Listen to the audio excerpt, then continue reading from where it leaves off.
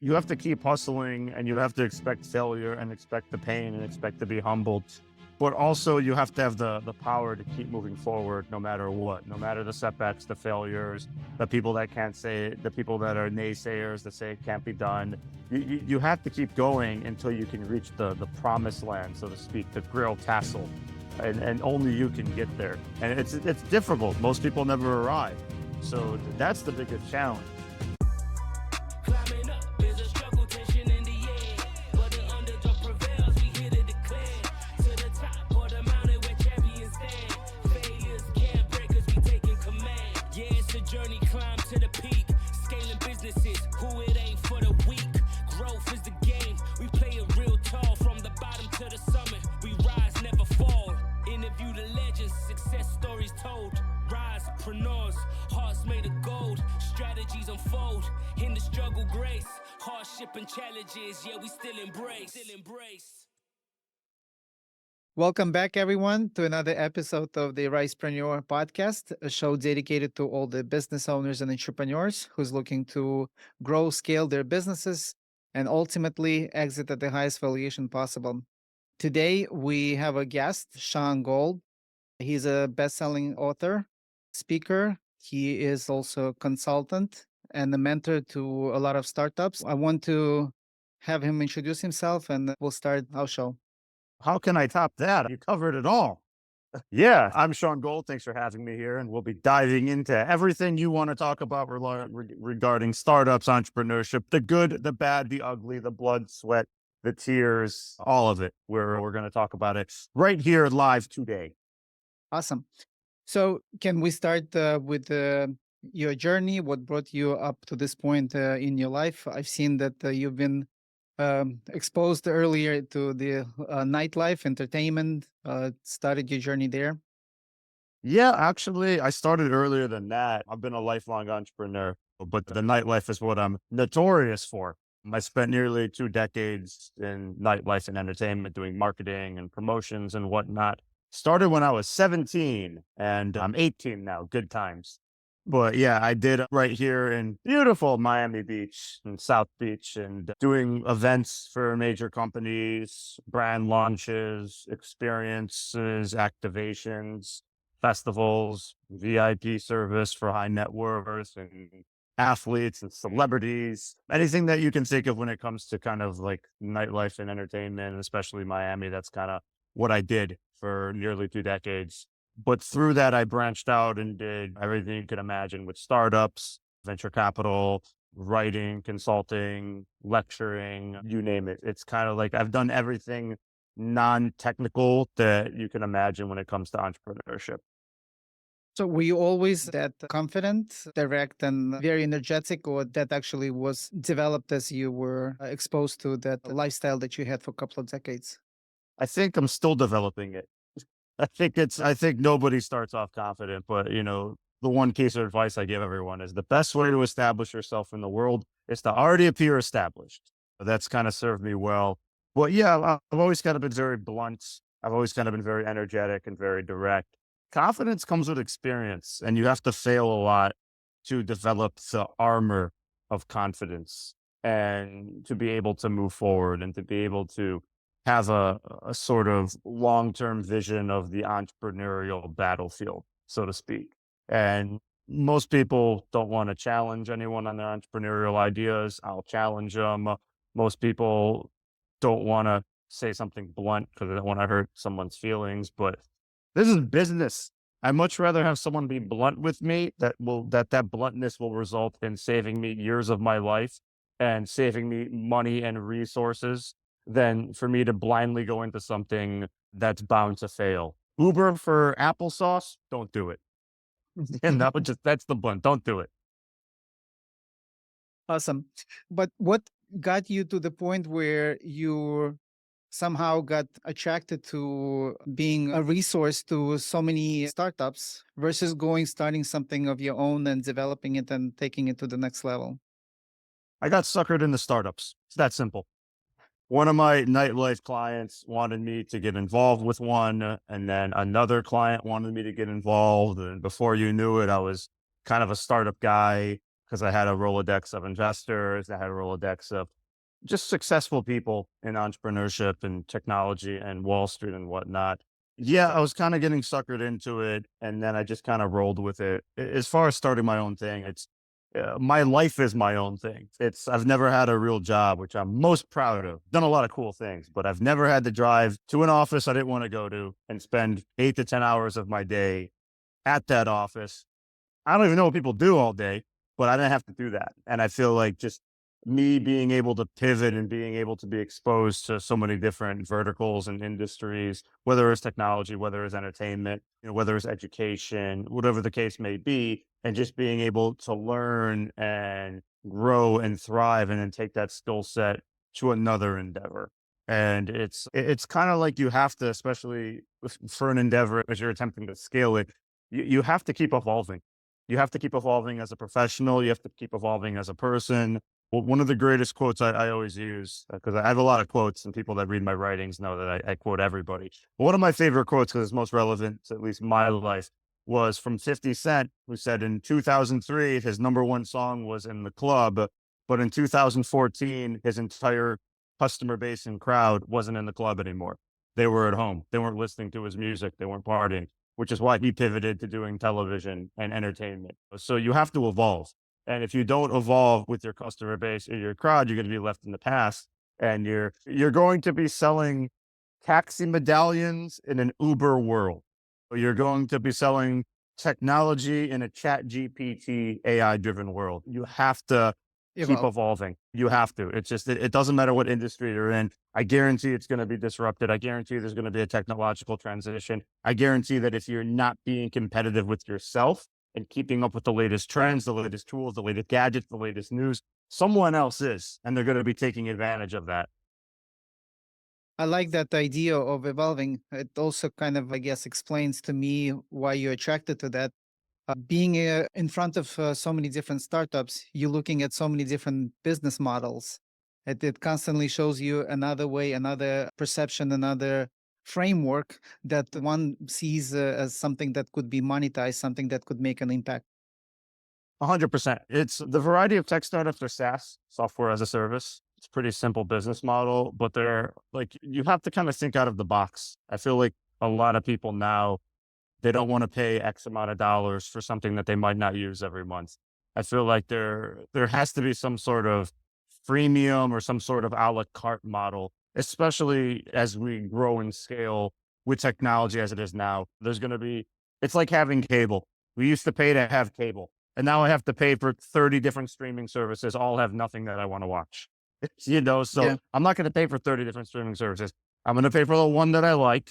And then the ones I'm probably just going to get somebody else's password or watch it on YouTube or something, which I still won't pay for. I'm not paying for. But I feel like there has to be something as far as businesses and entrepreneurs that is sustainable, that isn't the same model that everyone's doing, where it's for X dollars per month if you're this, or X dollars a month if you're enterprise, or X dollars a month if you have a 50,000 employees, which you probably won't get that person, that entity as a client. The right business model is the one that works for you. It's not what everyone else is doing. If it works for you as a solopreneur and entrepreneur, great. If it works for you as a startup and your investors can back it and something that could really scale and get hundreds of millions of users or billions of users, great. But every single business is different. So they have to find a model that works for them. Probably also, if it's not really scalable model, most likely no investor would probably jump into that, right? So So there's really essentially the thing with investors is this, is that if you want to be venture backed, you have to have something that's sticky and scalable to hundreds of millions of people. You have to have a billion. You want to try and get to a billion users, 500 million users. If you're just a small business entrepreneur and you're doing it on your own, and you're happy with a couple thousand people or 5,000 people just paying you monthly or having customers and having a thriving business, it's fine. A lot of entrepreneurs get lost in the fact that they have to be a billionaire by next week. And you don't. You just have to find something that you enjoy doing, that you can kind of thrive with, and that you could exit out on your own terms or have it exist on your own terms. And you're not under a clock to have an acquisition by this date, or to have a trigger event, or to scale up your numbers by this date. So I think it's really important that entrepreneurs just really understand what they want. That's kind of, I think people get lost in that. They want to be a billionaire. I don't know why. It's this, you can have just as much fun with being a millionaire. I don't know what the one thing they have to have. And I feel like it's a lot less stressful and it's more fun if you do it on your own terms. People looking at what's out there and they see Facebooks, Instagrams, TikToks in their mind that they're building another revolutionary platform that would be positioned among those, another unicorn. True, but the unicorn has to have an exit. Yeah. That's it's cool to be a unicorn. It's cooler to sell the unicorn and get the money and then say, I had an exited unicorn instead of I have a unicorn. Yeah. Uh, Let me ask you this. When you're looking at those business models, there's probably some kind of a framework that is being used to put it all kind of on a paper, like just for example, in the sports games. First, you have to win it in a paper, then actually go to implement. Is there a specific framework that you follow? Maybe something that is already out there, out of the box, or you created some kind of your own framework that you're taking those startups through? Depends on the industry, to be honest. It really does. Again, most of the framework, if you're a tech company, is going to be SaaS. It's going to be something as a service. It is going to be a subscription model. But again, that comes to the scalability because what a lot of founders run into and startups run into is, yeah, we have thousands of people that love it, but only 100 of them want to pull out a credit card. So that shows that you're converting like 0.01% and that you're going to need to scale to hundreds of millions of people to have a profitable business. It doesn't work. My favorite personal business model is if you have a product and you can buy it for $1 and sell it for 3, awesome. You don't have to spend time on research and development and all that. If you have a service and you can charge a nominal fee for it, and it's enough fee that you only need a few high value customers because you will churn. All businesses have churn. Then I love that also. It's very hard, especially now, to have like a SaaS model. But then you also have to put the money into the marketing, and you also have to have the lifetime value of a customer, and you also have the cost of acquisition of a customer, and the churn rate. And that's why people really want investment because they want to burn through other people's money so that they can demonstrate their proof of concept. And in this environment right now, that's not happening. You're demonstrating your proof of concept with your money and your resources to see if it's going to work. A lot of things, as cool as they are, the numbers don't work. The business models don't work. You have to find something that, as I tell everyone, you have to find and offer something so amazing and so dope that a complete stranger that you're never going to meet, who lives in a country that you're never going to travel to, is going to sign up, pull out their credit card, and pay an annual subscription, not a monthly. Okay, I get $50 off if I sign up for the year. I'm in. That's the hard part. And there's a bazillion ideas out there, but it's very hard to make those ideas into a sustainable business and to make those ideas into something that are so valuable to your customer that they can't live without it. Hmm. Uh, what would you say that? Let me run something. So, in my mind, the way I see it, before we getting into SaaS, it's a lot of investment, right? No Mhm. matter how simple the product is, you have to develop it, right? You got to develop something for the front end that users will be exposed to. You might even have multiple levels, right? Different things showing up. Then you have your back end. So to put that technology to invest all that without venture capital with such a high entry point, it's like mission impossible. Mission impossible if you're resourceful. Because again, the days of I'm going to give you money for proof of concept, it just is too risky. It's unless you have a strong signal of I'm an exited founder. I've done this before. I'm doing it again. I'm going to replicate my success. My team is the best people in the game who've done this before. Then that's a strong signal. But if you're just a person that's never done this before and you have the idea, because I see it all the time. It's always I need $1 million to do this idea, which doesn't. It's never been proven. It's not going to work because there are other people that have resources of their own, whether they've spent 10 years working in technology and they can just do it on the weekends and after work to develop it. or they can put up their own resources and they can just invest to develop the MVP, the minimum viable product, to test it out. And they actually have traction and they actually have revenue coming in. It's a much safer bet than if someone that just, here's my idea. I don't have anything, but I know it's going to work. And you don't know it's going to work. When people Yeah. say, I know it's going to work, that's a red flag because you don't, there's no guarantee. And there's a lot of, when you're looking at like pitch decks and we're looking at pitches from technology founders, and startups, there's a lot of red flags that come up. And the red flags are, I guarantee it's going to work.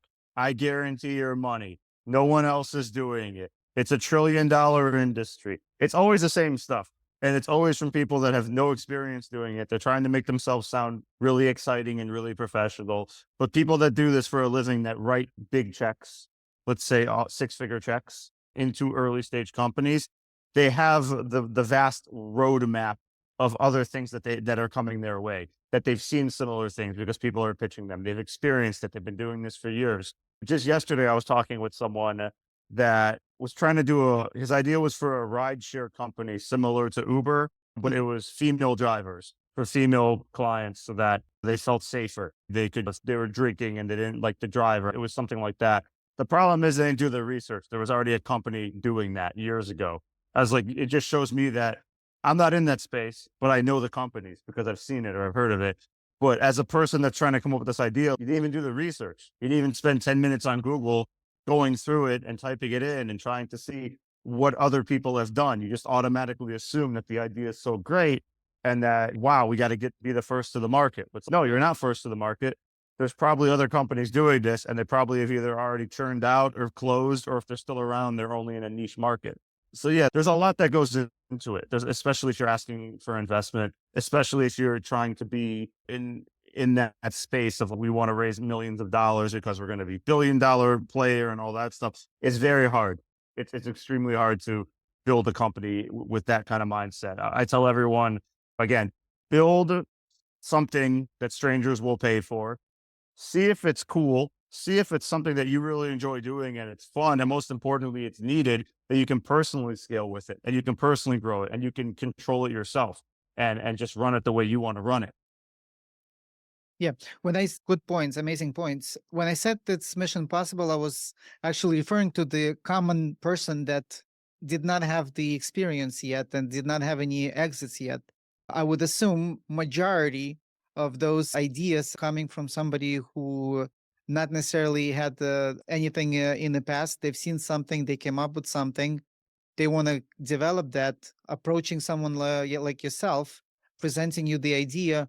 How often do you see someone coming in already knowing, I understand how marketing works, I understand how I will run the operations, I know how to bring people in, I know who to bring people in, I know how to keep the engagement going, I know at the end of the day how to keep all that profitable. Do you see that, or my assumptions are wrong? I do, but there's a difference between people that actually can do it and people that are just saying it. Because people can say there's something called due diligence, right? And the due diligence, everything comes out.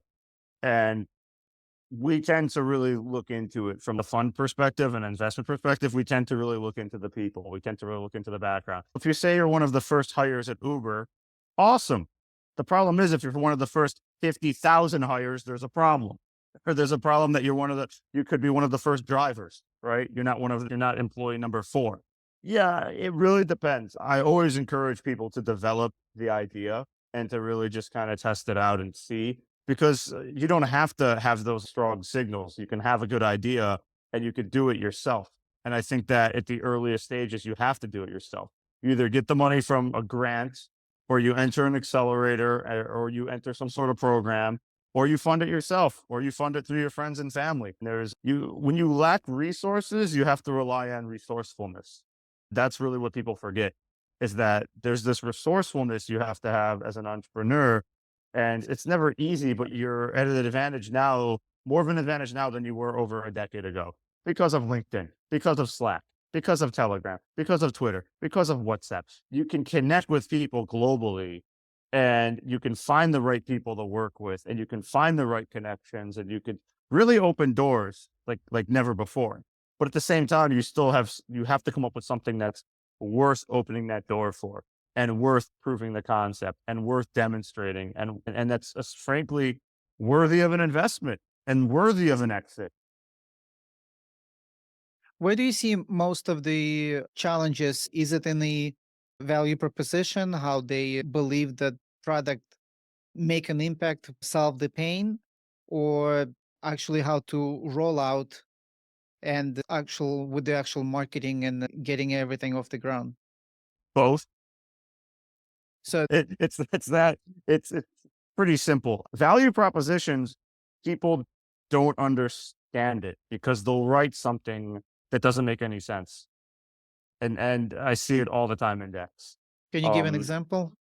where they use the blank of the blank, which people don't really, again, it's not something that sophisticated founders use anymore, but we're the AI for Airbnb or we're the Uber for hot dogs. Like it's always using what's trending right now is AI, and that's what's hot with a company that everyone knows about.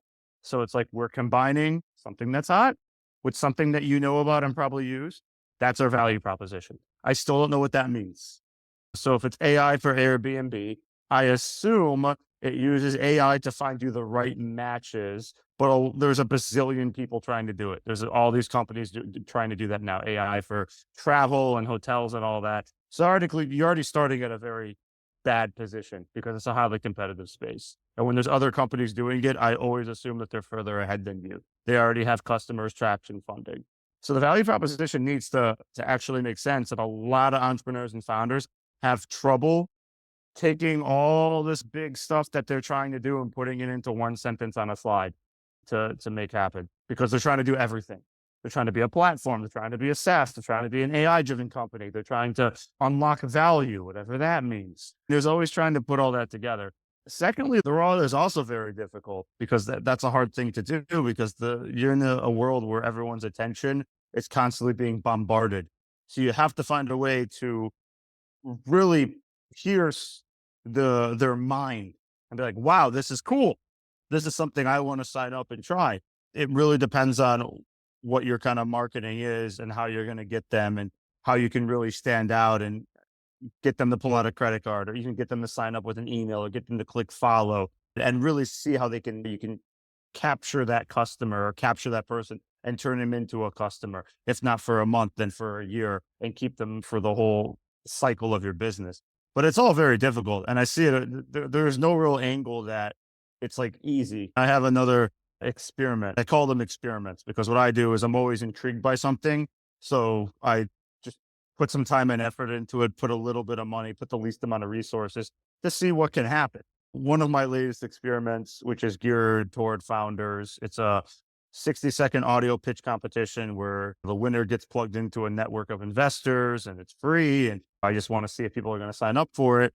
Yeah, people are signing up for it. And we're getting a lot of different big people wanting to do it. And a lot of founders really want to test their luck because it costs nothing, but it can pay because there's no fee. It's 5 minutes of their time to pitch, not even. They get actual feedback. We're essentially doing what accelerators would charge you thousands of dollars if you get in and take equity. If you get in and complete the program, we're removing all of that. And we're just experimenting. And it's probably taken up a few, maybe less than 10 hours of my time, but we're seeing a lot of feedback and results. Now, that's interesting to me. Maybe that experiment can actually become something real. We're still trying it out. But it's always about experimenting. I think the problem a lot of founders and entrepreneurs make now is that they confuse the experiment with it's time to raise money. They confuse oh, this is really cool. I should try this. But oh, if I had $75,000, I could really try this now. And that's not investable. It's just, we're at the experiment stage. We're at the soil stage, the molecule stage, where you're Yeah. still testing. You might not have a product. You might just have a wireframe and that's fine, but it's not enough to justify someone gambling on you with an investment because 6 months from now, the money could run out and you could have nothing to show for it. And a lot of startups, even like late stage startups, are in that problem where they're burning through cash and they're essentially zombie companies and they can't move forward. They've hit the wall and they can't get more money to raise. They already have customers, but they're not increasing. So what do? You're a zombie. You stumble and you decay. So it's never easy. You just have to find what is easy for you and what can work for you. Awesome. Can we go back to the value proposition and Yes. trying to draw a parallel how somebody who was already in business, how they can leverage what you just shared and see if they're pretty much in the same boat, right? So a business could be already established and already have a market that they're serving, and that market could be also segmented, and they already kind of solving some issues. It's not always clear to the business owner what exactly is their primary product versus secondary and so on, because I see a lot of entrepreneurs, they do not really track and don't break down by product or service that they offer. For example, let's say they have three different products. They see the distribution, they understand what they're making, but when you start to dive in and dissect and see what's exactly going on there, you might find that what you believe is your primary, and you doubling down on pushing that out. In reality, the third product actually most profitable for you and takes much less overhead and opportunity to deliver. So I guess it's this same principle in startup.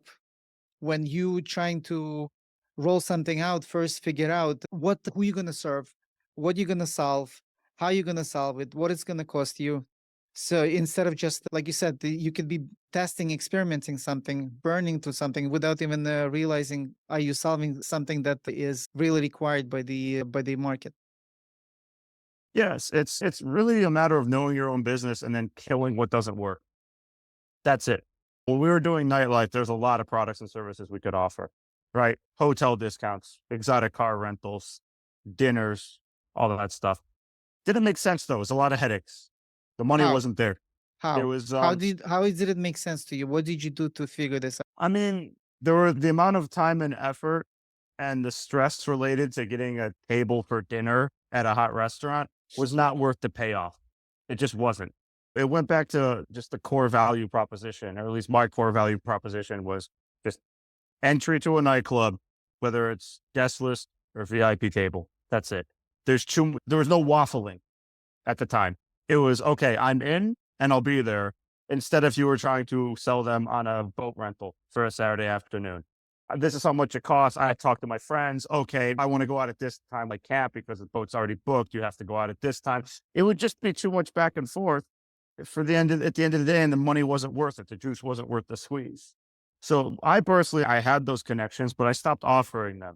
A lot of people in my space at the time were trying to build websites and have a bazillion things that they offer. But to me, the core value proposition was just the nightlife. That was it. It was just events, nothing else. If they wanted a hotel, then go to Expedia. That's what I used to say. I just said, it's not worth it for me to go through get the chain and get it going and then follow up and make sure it's good. It just was too much time, and it wasn't worth it. It just, the money, the extra money, the ancillary money wasn't worth it. And I feel like you can apply that to any business where if you have Yes. even 5 products or 3 core offerings and one of them is the killer one, then just stick with the killer one. You don't need to be everything for everybody. You just need to be that one killer product or service that just allows you to have something that can be thriving, that can scale up. They don't have to be going through headaches for it. Headaches are not fun. And you don't want to do it just to please somebody. And they're going to, in the hope that they're going to recommend it. If they like what you're doing, they're going to recommend it. They're going to say, this is Yeah. cool. For all the stuff I've done, I never did advertising or anything like that. Everything was referrals. I think I messed around with some Google ads once for $20 and had a horrible experience just to test it. And that was it. Everything has always been the referral. It has always been, I'm going to introduce you to this person. Here's this person's number.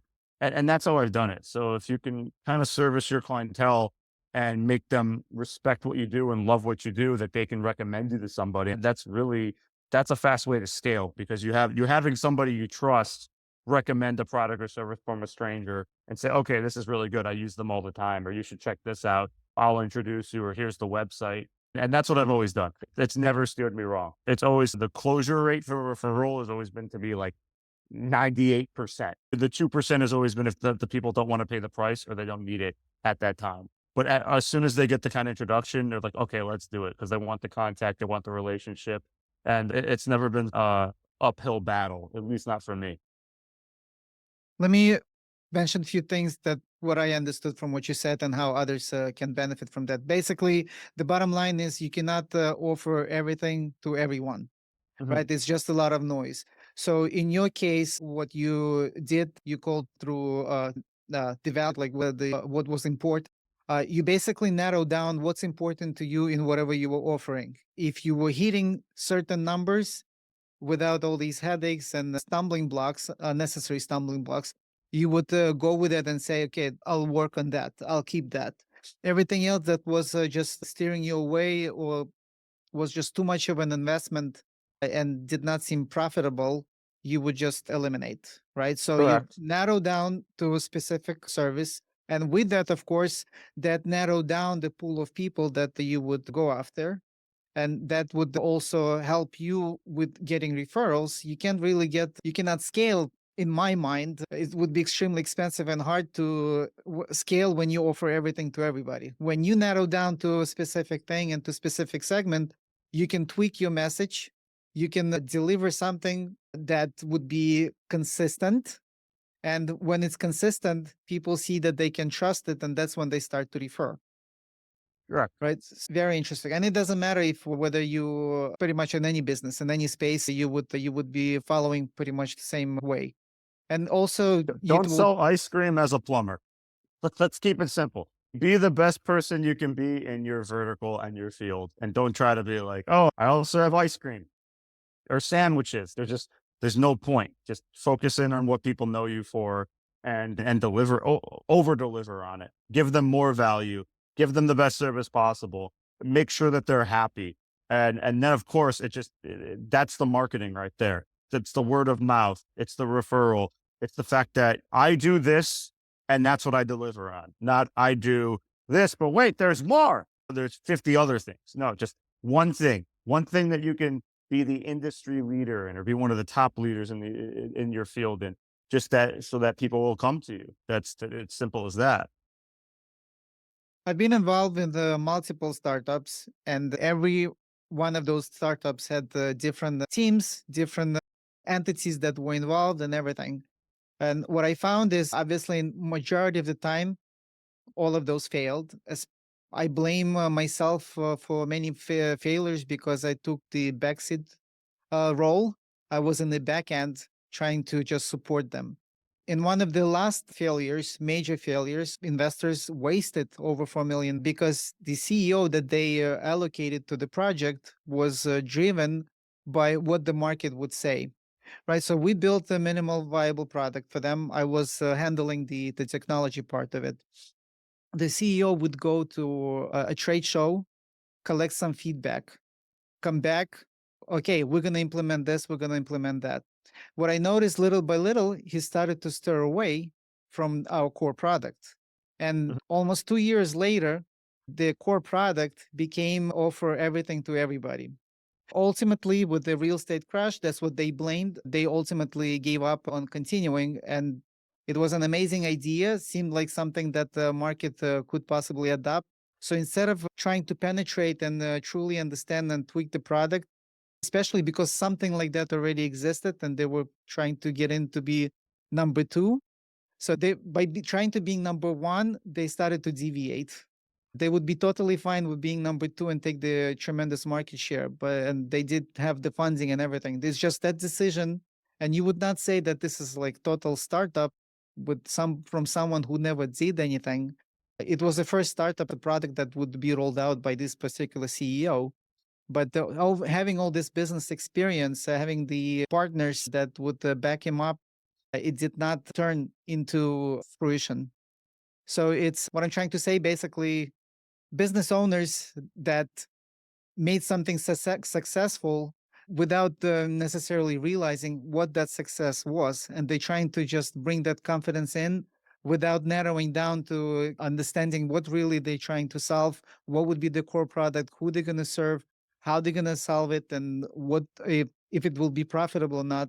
They basically put themselves into a position where they lose everything. Or as we call it, being a founder.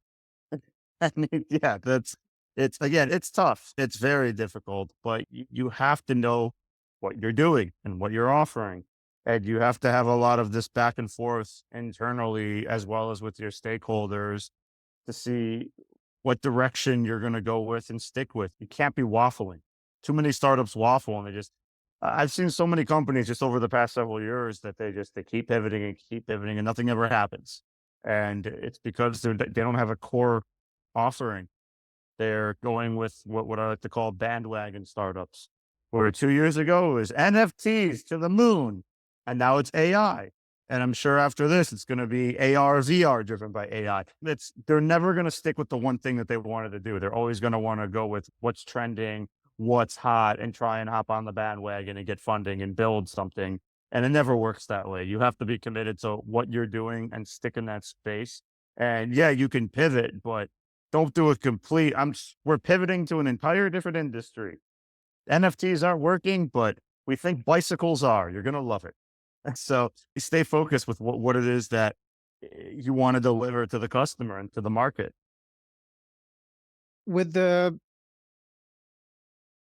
In your experience, once somebody had to narrow down on the offering and did the come out with the minimal viable product and they tested it and it worked. When they tried to market this, how did they succeed fighting all those other venture capital backed companies that were backed up by the venture capital with all those funds behind them? How are they able to compete with somebody who's willing to pay for marketing just to get the market share?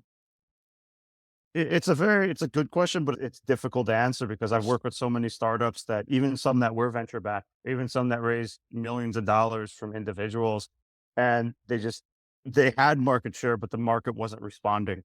It really comes down to having a core offering that people really like and people are going to use.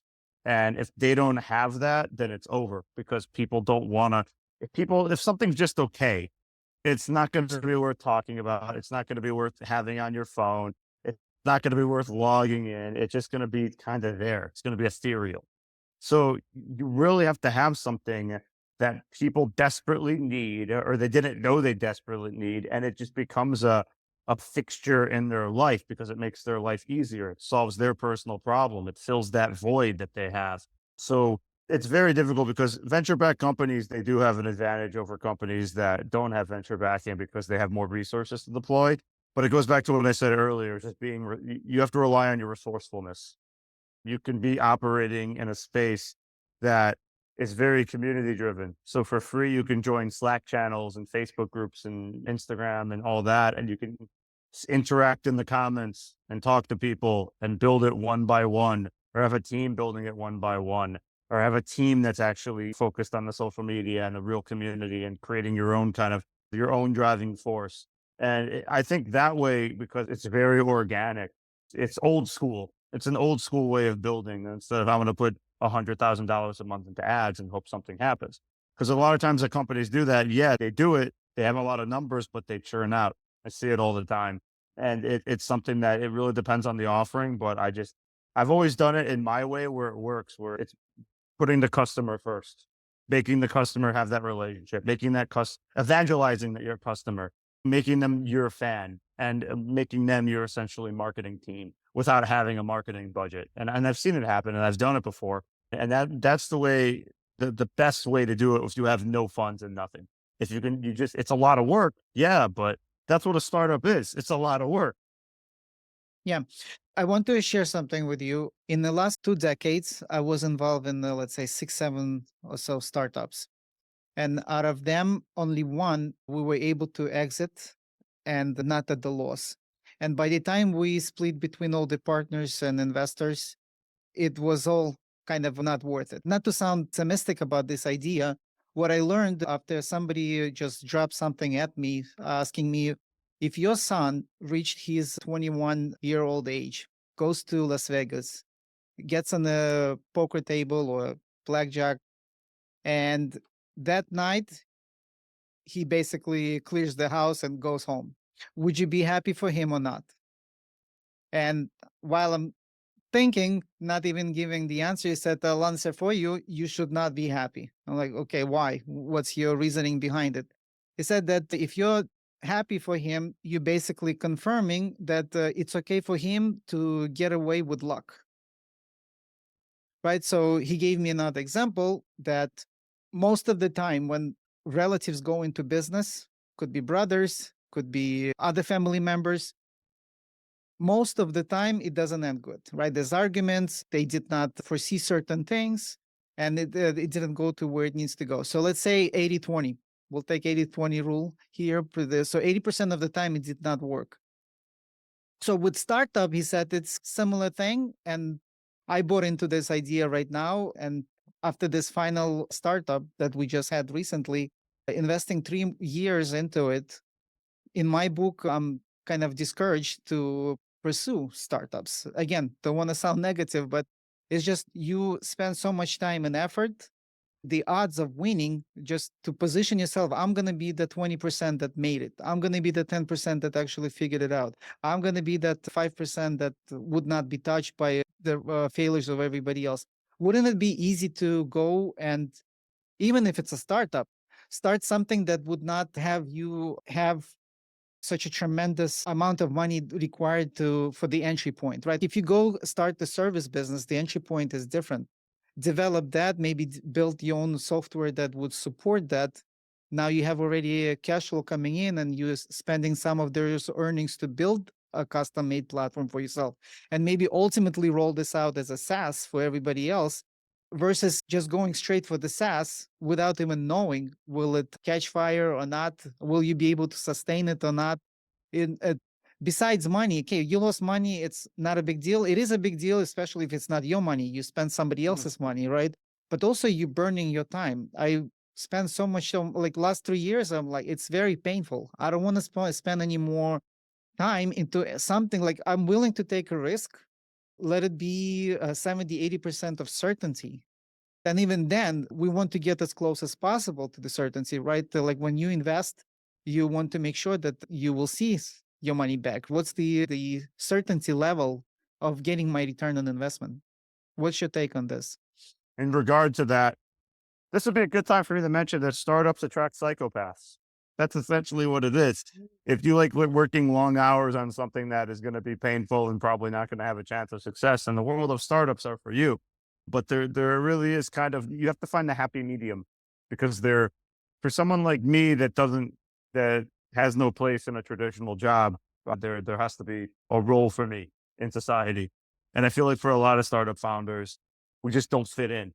So for us, it's not so much the luck factor and the discouragement factor. It's that there's no other choice, because we either can't get hired, or we just can't work with other people, or that we just don't fit in majority of corporate America or organizations. So we have to come up with something, and we have to keep pushing. And yeah, anything. It's always easy to get discouraged. Even I get discouraged sometimes. Not rarely, but it happens. So it's something that I think you, as a founder or just as an entrepreneur, you have to deal with. There's no such thing as overnight success. And if there is, it usually takes over a decade. Average startup life cycle is about 7 years. So that's, to put that in perspective, that's like parole for an armed robbery. You'll be out in 7 years. So think about it. So you really have to have the mindset when starting something, and you have to be driven by something more than just the money factor. You have to be driven more by the success factor. I think it's being driven more by creating your own path and forging your own way and doing it your way. So that even if it's a failure, it's a successful failure. It's a failure above everyone else's expectations. You made me think of Steve Jobs right now. So he had a vision. Doesn't matter what anybody thinks. That's my vision. It's just, how do you communicate that to others? So I'm more of an integrator, not necessarily a visionary. I'm like a hybrid entrepreneur. I'm involved in different businesses, but I'm not coming in as a founder. And my mindset is not a founder where I'm on the creative side. If I'm going to come up with something, just like you mentioned, it's something that already exists, something that already works. I'm going to try to adapt it and try to like bring some other pieces in to make something out of it that would produce more or less success, right? Versus founders, they are creating something from scratch. And for them to fail, it's not a failure, because they believe in it so much and they're willing to try again and again. It's just, when I meet such individuals, it's very hard to follow and believe when they show you this whole breakdown of how they envision it. You're like, no, this is not possible. This is not necessarily going to work that way. I already been here. That it's not going to be this fast as you think you are going to get. So there's just so many moving pieces and components for that. From my end, somebody who is more detailed, it's very hard to be so unrealistic. Yeah, that's okay. It's not you. That's what I see all the time. Unrealistic founders with unrealistic expectations. Welcome to Startup Landia. I know, but at the same time, I think it's fascinating to see everyone's ideas and what they believe they can accomplish on different business models and how they adapting on the creative side, how they come up with this. I always found it very fascinating. Just like in music, I'm always fascinated how in the world somebody could come up and compose such a melody. Mhm. It's just fascinating. Very Yeah, cool. it's the mind works in magnificent ways. Don't waste it. Yes. Anything that stands out in your mind as an interesting story, success, or like major failure that somebody can also learn from Me personally, or from your experience working with the other entrepreneurs? I guess I can kind of give like a, because we're nearing like the end. I don't think I can go into a whole fledged story, but I feel like the best advice I can give is, again, create something that a complete stranger will love and pay for. Keep it real. What I mean by keep it real is we have way too many delusions of grandeur. I'm going to be a billionaire. I'm going to have 5,000 employees. I can't even move out of my parents' house yet. So like, keep it real. I think that you need to have something that you can do right now with what you have. The resources you have right now are invaluable. If you have a Wi Fi connection, you have the world. You can network, you can research, you can get connected, you can start thinking, you can get feedback. There's so much you can do that costs absolutely nothing but your time and your ability to take action. Don't try and hype it up in your mind of what it's going to be, because it's always going to change. Reality is a cruel teacher. Or you might think it's $1 billion idea in your mind. Reality is going to say it's a $10,000 idea, which is fine. But at the same time, you need to be able to have something that you can believe in and you can dedicate your time with, and that psychologically, if it fails, you'll be fine. There's a quote from Kierkegaard I always use, and everyone always says, "Oh," but it's a good quote. Soren Kierkegaard, and he said, "Any man that declares ought Caesar, ought nihil, either Caesar or nothing, and then fails to become Caesar, dies twice. Because he failed to become Caesar, he can't bear to be himself." And that's something that founders, when they declare they're going to be the next Google or the next Steve Jobs or whatever, and they don't realize, they don't hit that mark and they don't realize it, they face a personal crisis of what do I do now? Because they tie their identity to their startup. They tie their identity to the founder title and their LinkedIn and their social media. And founders need to be able to pivot and need to be able to have the resilience, go from one entrepreneurial endeavor to the next, and not be too hard on themselves, because you might start 10 companies and one of them is going to be the ultra success, but you have to get to that one. And nobody cares about what you're doing. No one's going to be like, aren't you doing this? Aren't you doing that? Why are you flaky? Nobody cares. You care more than they do. You're more cruel to yourself than your LinkedIn community is, because they have their own problems and their own things they're thinking about. So you have to keep hustling, and you have to expect failure and expect the pain and expect to be humbled. But also you have to have the power to keep moving forward no matter what, no matter the setbacks, the failures, the people that can't say it, the people that are naysayers that say it can't be done. You have to keep going until you can reach the promised land, so to speak, the grill tassel. And only you can get there. And it's difficult. Most people never arrive. So that's the biggest challenge. But I think that's a challenge that's worthy of being an entrepreneur, of worthy of being in a startup, of worthy of being a founder. And you want to have these goals that are worthy of yourself. I'm an introvert, and it was extremely hard for me to do exactly what you described. It's still hard. I have to warm up to it. I remember the first days when I had to speak in front of people, connect with people, I would shake. I would go through a fight or flight experience. What would you recommend for somebody I get whether it's a startup or not. I believe for a long time, I'm just relating to myself. We entrepreneurs working, putting this thing together, and many times we find ourselves alone, right? There's nobody to use as a soundboard. There's nobody in my community that I can share what I'm going through that would relate to what I'm going through because most of the people are not entrepreneurs, right? So, what would you recommend, or for you? I don't know if it's going to be the same because you sound more like extroverted, and you already been. I'm an introverted extrovert. Really? No, I would not believe it. It's you're just making it sound too easy. It comes from years of experience. Again, if you don't have to present to people on a call or anything, you could just send them an email. You don't, that's in this day and age, you can send them a text message. What do you think of this? Can you take a chance to, could you look at this? I'd love your feedback. Like, it's really simple to do. You just have to find people that are willing to help you with it. I think that's the hard part. And especially people that know what they're doing. Because most people don't. They don't. That's the problem also. So yeah, and everything else, it comes with practice. I've lectured at a dozen universities. I've given speeches. I've been on TV. There's always a fight or flight. That's just how it is. You just have to overcome it. I think that's life in general, especially entrepreneurs and whatnot. You have to overcome the feelings of anxiety and overcome the feelings of doubts and the lingering despair so that you can get to where you want to be. Interesting. Awesome. Is there a specific ask you have from the community? How people would get in touch with you? What's the best way to get in touch with you? And thank you. LinkedIn, please include a message if connecting. That's all I ask.